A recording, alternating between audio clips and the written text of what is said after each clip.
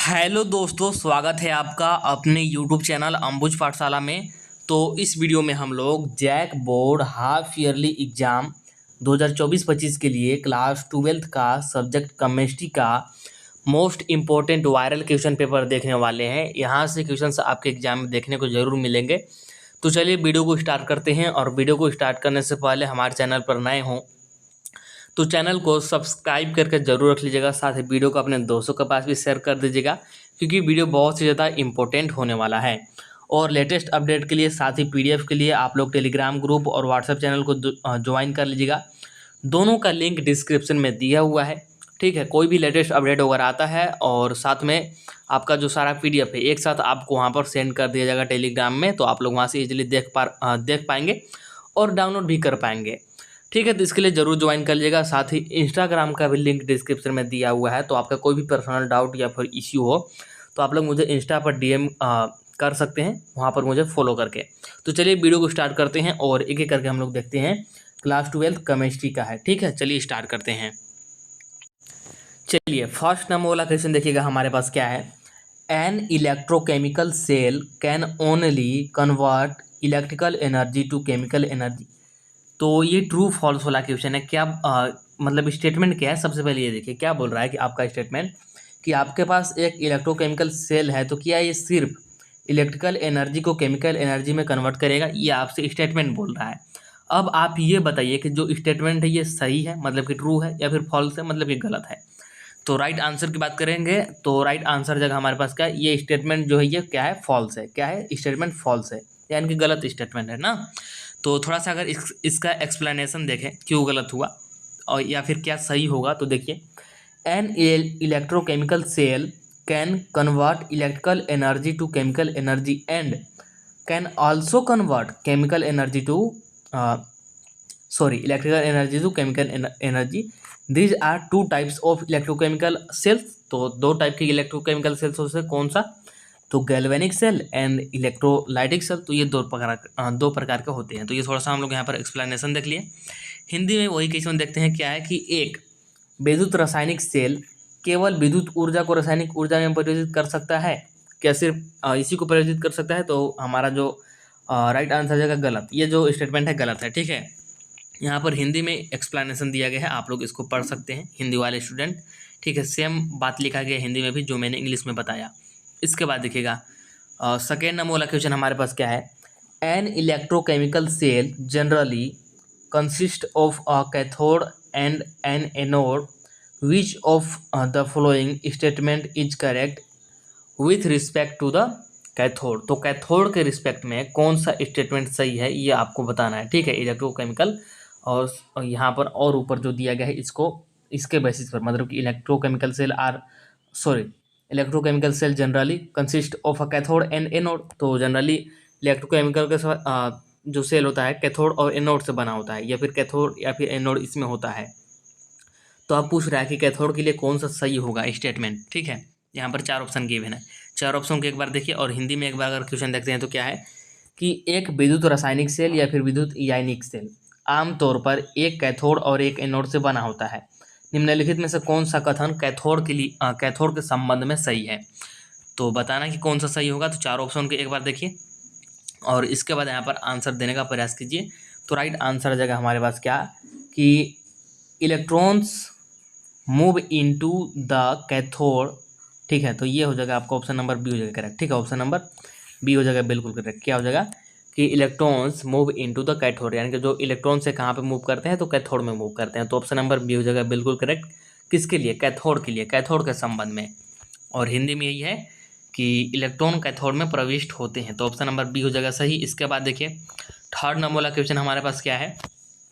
When equilibrium is reached inside the two half cells of the electrochemical cell, what is the net voltage across the electrodes। और हिंदी में ही question देखें तो क्या है हमारे पास, देखिएगा क्या है कि जब विद्युत आयनिक सेल या फिर विद्युत रासायनिक सेल की दो अर्ध कोशिकाओं के अंदर संतुलन प्राप्त हो जाता है। ठीक है, और यहाँ पर ये कोशिका नहीं होगा, सेल का मतलब यहाँ पर क्या है, मतलब जो बैटरी वाला सेल होता है उसके लिए है। ठीक है, तो इलेक्ट्रोड के पार शुद्ध वोल्टेज क्या होगा ये आपको बताना है। तो राइट आंसर की सबसे पहले बात कर लेते हैं, इसके बाद थोड़ा सा एक्सप्लेनेशन भी देखेंगे। तो राइट आंसर हमारे पास क्या जाएगा, राइट आंसर जाएगा हमारे पास क्या होगा, जीरो होगा। क्या होगा, जीरो के इक्वल हो जाएगा। अब इसका थोड़ा सा एक्सप्लेनेशन देखते हैं कि जीरो के इक्वल क्यों होगा। तो a half cell is half of an electrochemical cell, ठीक है, इलेक्ट्रोलाइटिक और गैल्वेनिक। तो किसका किसका ये हाफ होता है, तो इलेक्ट्रोलाइटिक और गैल्वेनिक का। वेयर आइदर ऑक्सीडेशन और reduction occurs at equilibrium there is not transfer of electrons. तो यहाँ पर कोई भी ट्रांसफर नहीं होगा इलेक्ट्रॉन का इक्विलिब्रियम पर across the half cells, therefore the potential difference between them is nil. तो इसीलिए पोटेंशियल डिफरेंस जो होगा क्या हो जाएगा, नील हो जाएगा, मतलब कि जीरो हो जाएगा। और इसी की वजह से क्या हो जाएगा कि जो इलेक्ट्रोड से कितना हो जाएगा हमारा, जीरो के इक्वल हो जाएगा। समझ में आ गया होगा। तो चलिए आगे बढ़ते हैं। फोर्थ नंबर वाला क्वेश्चन देखिएगा हमारे पास क्या है। Which of the following is not a generally used electrolyte in the salt bridge use to connected the two half cells of electrochemical cell. तो साल्ट ब्रिज आप लोग जानते हैं, या हम लोग यहाँ पर जो गैल्वेनिक सेल वगैरह में यूज करते हैं, साल्ट ब्रिज का आप लोग देखे होंगे फिगर वगैरह, ऐसे हम लोग जोड़ते हैं। तो क्या बोल रहा है कि which of the following is not generally use. तो कौन सा मतलब यूज नहीं होता साल्ट ब्रिज में जनरली, ये आपसे पूछ रहा है। हिंदी में भी क्वेश्चन देख लीजिए क्या है। निम्नलिखित में से कौन सा एक आम तौर पर उपयोग किया जाने वाला इलेक्ट्रोलाइट नहीं है जो विद्युत रासायनिक सेल की दो अर्ध सेलों, यहाँ पर क्या होगा, सेल होगा, अर्ध सेलों को जोड़ने के लिए नमक सेतु में, जिसको कि हम लोग साल्ट ब्रिज बोलते हैं, ठीक है, लवण सेतु इसको हम लोग बोलते हैं, हिंदी में क्या बोलते हैं, लवण सेतु, लवण सेतु में उपयोग किया जाता है, ठीक है। तो राइट आंसर हमारे पास क्या जाएगा, देखिएगा राइट आंसर की बात करें तो राइट आंसर हमारे पास क्या जाएगा, हाँ, ये हो जाएगा आपका ZnSO4। क्या हो जाएगा, ZnSO4, यानी कि ऑप्शन नंबर डी हो जाएगा करेक्ट, ठीक है। आगे बढ़ते हैं। तो नेक्स्ट वन देखिएगा हमारे पास 5 नंबर वाला क्वेश्चन क्या है।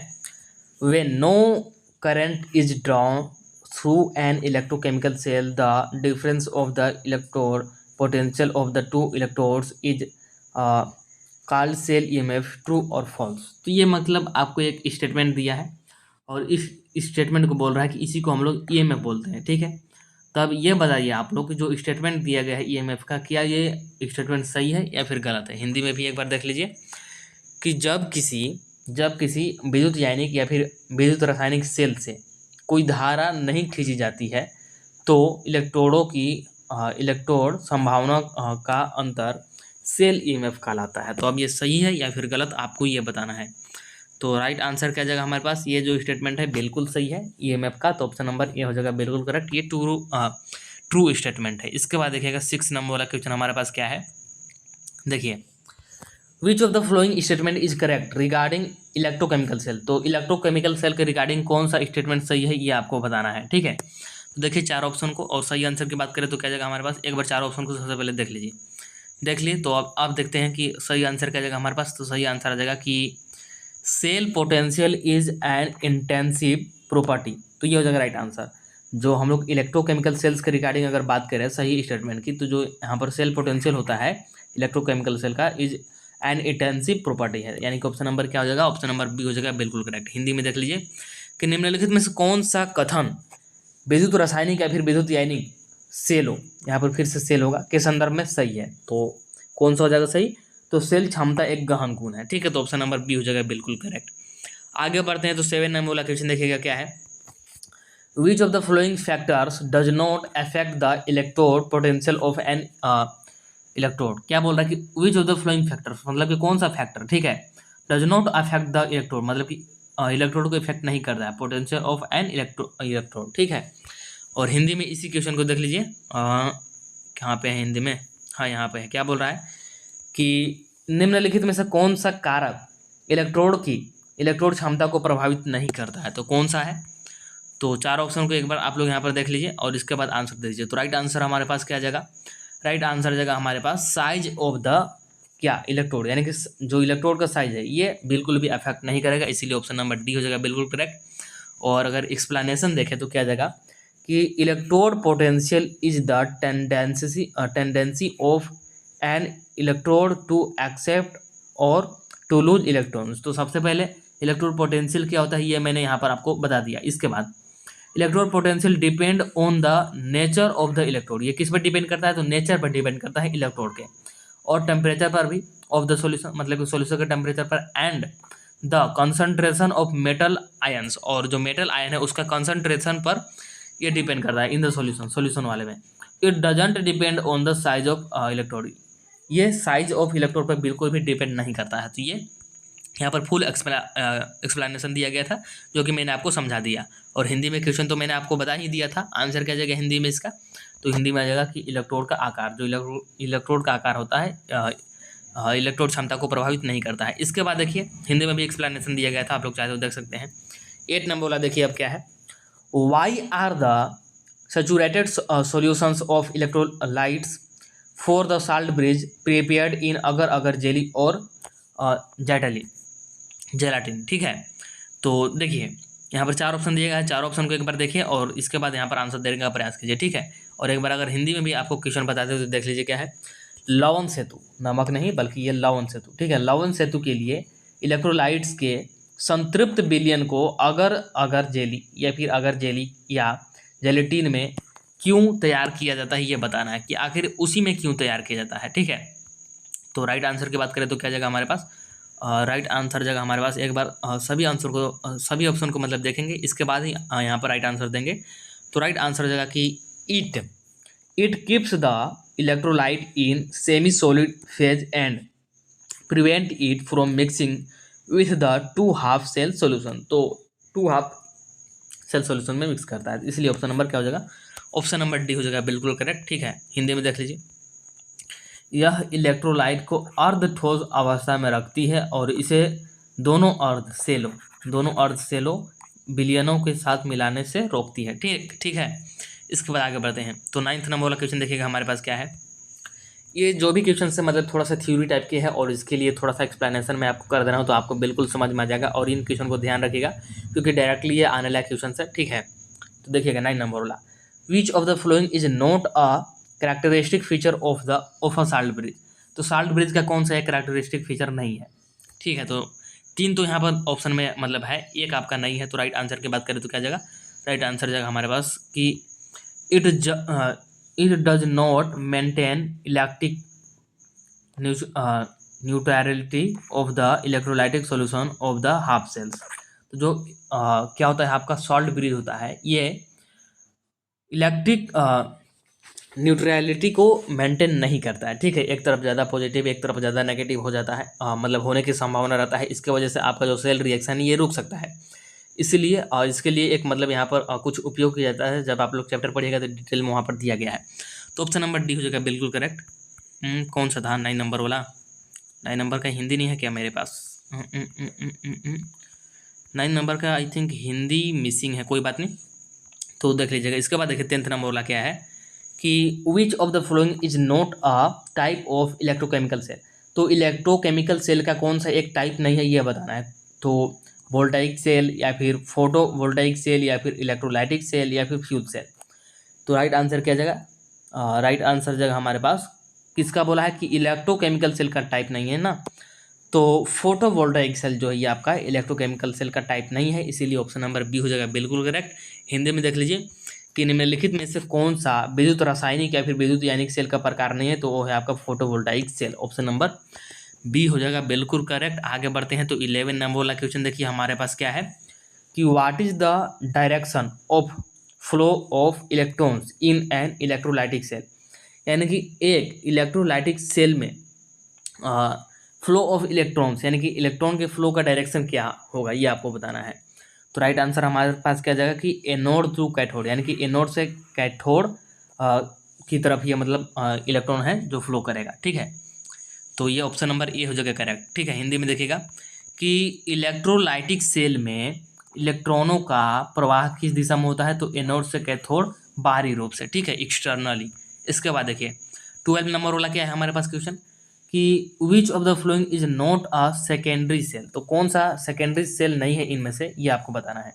यहाँ पर जो आपको ऑप्शन दिया गया ना इनमें से कौन सा सेकेंडरी सेल नहीं है, नोड पूछा है, तो सेकेंडरी सेल कौन सा नहीं है, तो आपका जो ये है लिकैनिकल सेल, यानी कि ऑप्शन नंबर डी हो जाएगा बिल्कुल करेक्ट, ठीक है। ऑप्शन नंबर डी ये आपका सेकेंडरी सेल नहीं है। लैग्रांज सेल जो है आपका, ये बिल्कुल भी आपका द्वितीयक सेल नहीं है, इसीलिए ऑप्शन नंबर डी हो जाएगा बिल्कुल करेक्ट। इसके बाद देखिए 13 नंबर वाला क्वेश्चन क्या है, मोस्ट इंपॉर्टेंट है, और ये आपको देखने में ये क्वेश्चन लग रहा होगा, बट इसको एक्सप्लेन करूंगा तो यहाँ से 3-4 क्वेश्चन बन सकते हैं। For a second order reaction, ठीक है, what is the unit of the rate of the reaction. तो सेकेंड ऑर्डर रिएक्शन के लिए, ठीक है, यानी कि द्वितीय कोटि अभिक्रिया के लिए यूनिट ऑफ रेट कांस्टेंट, यानी कि unit of the rate of the reaction, यानी कि रेट ऑफ द रिएक्शन का यूनिट पूछ रहा है आपसे, मात्रक पूछ रहा है। हिंदी में इसी क्वेश्चन को एक बार सबसे पहले देख लेते हैं, इसके बाद आपको एक्सप्लेन करेंगे कि ये द्वितीय क्रम प्रतिक्रिया के लिए या फिर अभिक्रिया के लिए प्रतिक्रिया की दर की इकाई क्या है। तो देखिए सबसे पहले मैं इसका यहाँ पर बता देता हूँ यूनिट, ये तो आपको डायरेक्ट याद रखना ही चाहिए। राइट आंसर हमारे पास क्या जगह, राइट आंसर जगह हमारे पास ऑप्शन नंबर सी, यानी कि mole inverse litre second inverse, ठीक है, mole inverse litre second inverse, ये है आपका सेकेंड ऑर्डर रिएक्शन के लिए।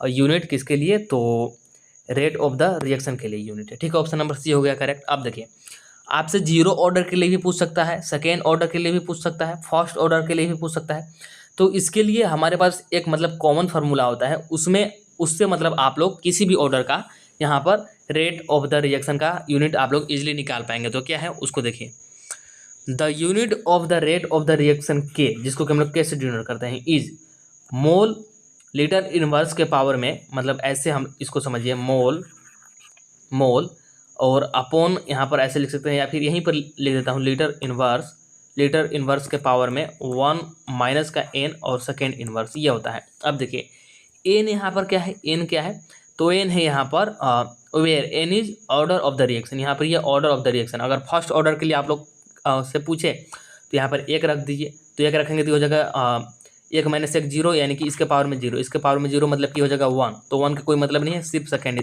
इनवर्स, मतलब कि फर्स्ट ऑर्डर रिएक्शन के लिए सेकेंड इनवर्स आ जाएगा। यही सेकेंड ऑर्डर के लिए हमसे पूछा तो यहाँ पर सिर्फ 2 रख देंगे, तो अभी तुरंत हम लोग जो ऊपर बताए वही आंसर है। यही अगर जीरो ऑर्डर रिएक्शन के लिए बोलेगा तो यहाँ पर 0 रख देंगे। तो ऐसे ही आप लोग किसी भी ऑर्डर रिएक्शन के लिए इस फॉर्मूला में रख के आंसर निकाल सकते हैं। तो इसको मेन ध्यान रखिएगा, ये जो है यहाँ पर, ठीक है, ये कॉमन है, सिर्फ इसमें आपको रिएक्शन का ऑर्डर रखना है कि कौन से ऑर्डर का रिएक्शन है, और आपको यहाँ पर तुरंत मिल जाएगा उसका यूनिट, ठीक है। तो समझ में आ गया होगा, चलिए आगे बढ़ते हैं। तो देखिए 14 नंबर वाला क्वेश्चन हमारे पास क्या है, the reaction NO2 + CO is equal to NO + CO2 takes place in 2 step, find the rate law. तो ये 2 स्टेप में मतलब रिएक्शन होता है, और दोनों स्टेप यहाँ पर लिखा गया है। पहला तो है कि 2NO2 से बनेगा NO + NO3, और यहाँ पर यह है K1, मतलब कि ये जो है मतलब पहला स्टेप है, और ये जो स्टेप है ये स्लोवेस्ट स्टेप है, मतलब कि धीरे धीरे होगा। और इसके बाद नेक्स्ट होगा ये वाला, यहाँ से जहाँ से ख़त्म होगा वहीं से शुरू होगा, और ये आपका CO2 प्लस में NO2, और ये आपका दूसरा का स्टेप है, और ये फास्ट स्टेप है, ठीक है, ये जल्दी होगा। तो अब आपसे पूछ रहा है कि फाइंड द रेट लॉ, तो रेट लॉ आपको फाइंड करना है, ठीक है। तो देखिए यहाँ पर 4 ऑप्शन दिए गए हैं, कौन सा रेट लॉ होगा ये आपको बताना है। देखिए सबसे पहले मैं आपको आंसर बता देता हूँ, इसके बाद इसका यहाँ पर लॉजिक बताऊंगा कि क्या लॉजिक है। तो राइट आंसर की बात करें तो राइट आंसर हमारे पास क्या जाएगा कि ये K1 पर डिपेंड करेगा, किस पे, ये आपका K1 पर डिपेंड करेगा, यानी कि R = K1 और NO2 और इसके पावर में 2 आ जाएगा, ठीक है। देखिए हिंदी में भी वही बात है कि NO2 + CO = दिस अभिक्रिया 2 चरण में होती है, दर का नाम खोजें। और ये 2 चरण यहाँ पर दिया हुआ है, ये धीमी होगा, ये तीव्र होगा, ठीक है। और आंसर तो मैंने आपको बता ही दिया। अगर इसका हम लोग थोड़ा सा यहाँ पर एक्सप्लेनेशन देखा तो ये समझिएगा कि जो आपका यहाँ पर रेट लॉ है ये किस पे डिपेंड करता है। तो देखिए आपका ये जो रिएक्शन है 2 स्टेप में हो रहा है, स्लो स्टेप, फास्ट स्टेप। तो हमेशा याद रखेगा, ये हमेशा ही फॉलो होता है, और ये आपके बहुत सारे क्वेश्चन में काम आएंगे कि आपका जो ये रेट लॉ है ये हमेशा स्लोएस्ट स्टेप पर डिपेंड करता है, मतलब कि जो आपका स्लोवेस्ट स्टेप होगा, जो आपका सबसे स्लो स्टेप होगा उस पर डिपेंड करेगा। फास्ट वाले पे डिपेंड कभी भी नहीं करता है, स्लो वाले पे डिपेंड करता है। इसीलिए यहाँ पर जो आपका आंसर हुआ K1 पर डिपेंड किया, तो इसलिए K1 और NO2 के पावर में ये 2 आ गया, ठीक है। तो समझ में आ गया होगा। इसके बाद देखिए 15 नंबर वाला क्वेश्चन क्या है, for the reaction A + H2O, और यहाँ से कुछ प्रोडक्ट बन रहा है, find the rate of the reaction. तो रेट ऑफ द रिएक्शन हमको फाइंड करना है, और ये हमको यहाँ पर A का मतलब दिया हुआ है, और साथ में कांस्टेंट भी हमको दिया हुआ है। तो राइट मतलब कैसे कैलकुलेट करेंगे ये समझिए। तो सबसे पहले हमको गिवन है और साथ में कांस्टेंट भी गिवन है। The reaction belong to a pseudo first order reaction, so the unit is second inverse. तो यहाँ आप लोग देखेंगे थोड़ा सा, जस्ट अ सेकेंड। हाँ, तो ये मतलब ये स्यूडो फर्स्ट ऑर्डर रिएक्शन है, इसीलिए जो इसका सबसे पहले ऑर्डर की बात करें तो सेकेंड इनवर्स होगा। मैंने अभी तुरंत आपको ऊपर बताया था कि फर्स्ट ऑर्डर रिएक्शन का जो यूनिट होता है सेकेंड इनवर्स होता है। तो आर इज इक्वल टू आ जाएगा के और यहाँ पर आ जाएगा ए, ठीक है। तो के का हमको वैल्यू दिया है 0.02 इंटू यहाँ पर कंसनट्रेशन ऑफ ए बोल लीजिए, ठीक है। तो 0.75 रख देंगे तो गुना करेंगे तो ये आपका आ जाएगा, और यूनिट का लगाएंगे तो जैसे कि मैंने बताया कि फर्स्ट ऑर्डर रिएक्शन है इसलिए यूनिट आ जाएगा सेकेंड इनवर्स। तो राइट आंसर कौन सा है? राइट आंसर जो ऑप्शन नंबर सी करेक्ट। आगे बढ़ते हैं, हिंदी में सेम टू सेम दिया गया है। लास्ट वन है हमारे पास जो कि है 60 नंबर वाला। What is the concentration of the reactant in a first order reaction when the rate of the reaction is 0.6, और यहाँ पर आपको यूनिट भी दे दिया है, and the rate constant is this, और रेट कांस्टेंट दे दिया। तो आपसे पूछ क्या रहा है? कंसंट्रेशन ऑफ रिएक्टेंट, तो रिएक्टेंट का कंसंट्रेशन पूछ रहा है। तो देखिए आर आपको गिवन है, के गिवन है, तो for a first order reaction हम लोग जानते हैं के इज इक्वल टू के, यहाँ पर कांस्टेंट आ जाएगा, और sorry r is equal to constant और प्लस में यहाँ पर ए आ जाएगा, ठीक है। तो हमको तो निकालना है क्या? हमको निकालना है ये, तो इसको ले लेंगे इधर और आर आ जाएगा हमारा, मतलब के आ जाएगा यहाँ पर अपॉन में। तो आर का मान रखेंगे, के का मान रखेंगे, तो ये हमारा निकल का आ जाएगा, जो कि कौन सा ऑप्शन में 17 पॉइंट समथिंग है, यानी कि 143 है, और यह हो जाएगा ऑप्शन नंबर बी करेक्ट। तो समझ में आ गया कैसे निकालेंगे, ठीक है। फॉर्मूला तो वही होगा कि जो आपका आर है ये के, और यहाँ पर कंसंट्रेशन ऑफ जो भी दिया गया है रिएक्शन वो आ जाएगा। तो हमको निकालना यही है, तो कि के को नीचे भेज देंगे तो यहाँ पर आ जाएगा, दोनों को मान रख देंगे, आपका निकल का आ जाएगा। तो यहाँ पर जितने भी इंपॉर्टेंट क्वेश्चंस मैंने लिए हुए थे इस वीडियो में सारे बता दिए। इसके बाद मिलेंगे नेक्स्ट वीडियो में। नेक्स्ट वीडियो में और भी इंपॉर्टेंट क्वेश्चंस आपको बताए जाएंगे, तो वीडियो पर बने रहिएगा। चैनल को सब्सक्राइब करके रख लीजिएगा। चलिए मिलते हैं नेक्स्ट वीडियो में, तब तक लिए tata bye bye, see you in the next video. Video को लाइक करके चैनल को सब्सक्राइब जरूर कर लीजिएगा। चलिए मिलते हैं नेक्स्ट वीडियो में।